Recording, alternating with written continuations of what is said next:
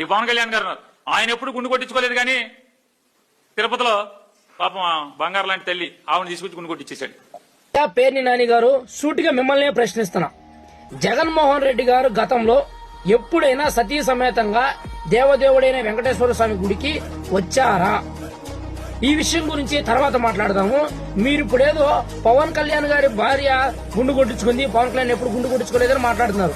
పవన్ కళ్యాణ్ గారి సతీమణి గుండు కొట్టించుకోవడానికి మెయిన్ కారణము వాళ్ళ చిన్న కొడుకు అగ్ని ప్రమాదం నుంచి జాగ్రత్తగా బయటకు వస్తే దేవదేవుడైన వెంకటేశ్వర స్వామికి నేను తలనీలాలు సమర్పించుకుంటానని చెప్పి ఆమె మొక్కునింది.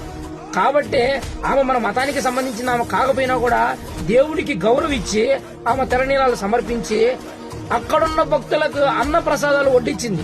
మనం ఏ రోజన్నా అట్లా చేసినామా? మన ప్రభుత్వంలో ఉన్నప్పుడు గానీ లేనప్పుడు గానీ ఏమన్నా మాట్లాడితే బయట అక్కడ సెట్ వేసుకుంటాము, అక్కడే పూజలు చేసుకుంటాం. సిగ్గుండాలి సార్. పక్కన వాళ్ళు మనం ప్రశ్నిస్తే వాళ్ళు తిరిగి మనల్ని ఎలా ప్రశ్నిస్తారు అనే ఆలోచన ఉంటే మీరు ఇలాంటి క్వశ్చన్లు, ఇలాంటి సమాధానాలు మా దగ్గర నుంచి మీరు ఎక్స్పెక్ట్ చేయాల్సిన అవసరం లేదు. జై హింద్, జై జనసేన.